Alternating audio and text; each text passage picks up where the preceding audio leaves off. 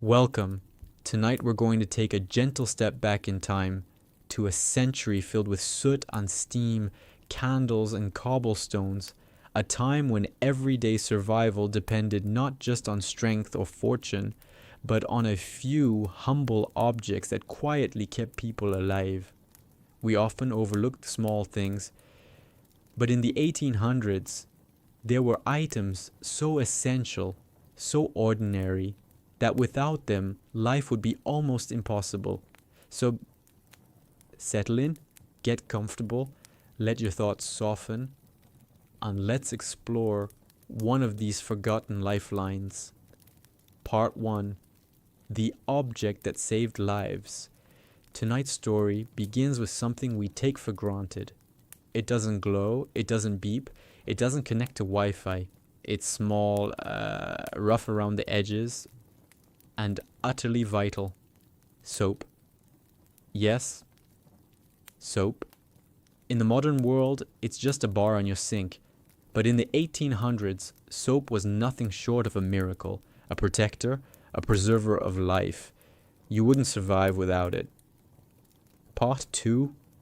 The dirty reality. To understand soap's importance, we need to understand just how dirty life was in the 19th century. Cities were growing fast. People crowded into tenements. Factories pumped out smoke. Horses filled the streets and left behind their traces. Sewage flowed through open gutters. Bathing was rare, maybe once a week, maybe less. The air carried diseases. So did the water. And often, so did people's hands. Illnesses like cholera, typhoid, and dysentery were everywhere. Doctors didn't yet understand germs. Hospitals were places of risk, not refuge. But then something began to change. Part 3. A slippery discovery. Soap had been around for centuries. Ancient Babylonians made it with ash and fat. The Romans used a crude version to clean garments. But in the 1800s, the science behind cleanliness began to evolve. Doctors like Ignaz Semmelweis noticed something strange. When physicians washed their hands before delivering babies, mothers stopped dying. It seemed too simple to be true, but it was true. Clean hands saved lives, and so the humble bar of soap moved from a luxury to a lifeline. Part 4. The Sudsy Revolution. Soap was still handmade by most families in rural areas, boiled with animal fat and lye. In cities, soap makers set up shops, shaping bars, and selling them in brown paper packages. The Industrial Revolution made soap more affordable.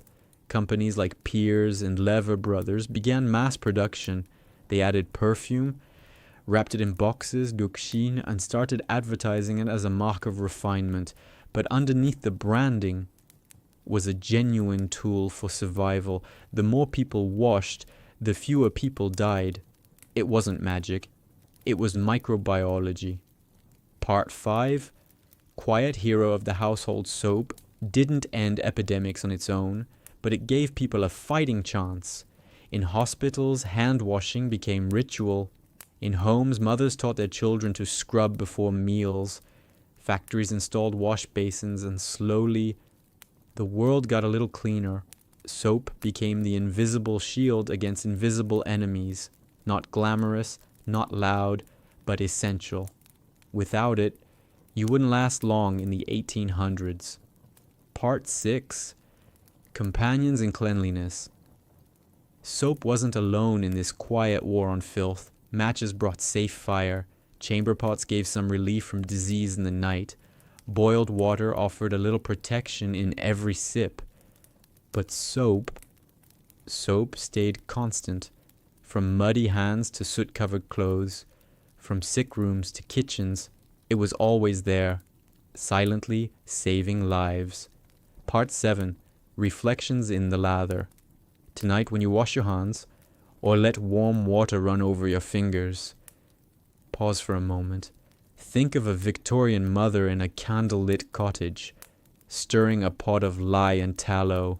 Think of a doctor in a dim hospital, fighting tradition to save a life with a bar of soap. Think of how far we've come and how something so simple helped change everything, because sometimes the things we barely notice are the very things that keep us alive. Thank you for joining me tonight on this soft stroll through time.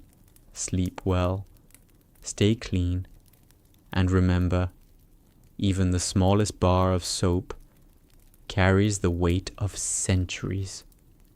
Good night.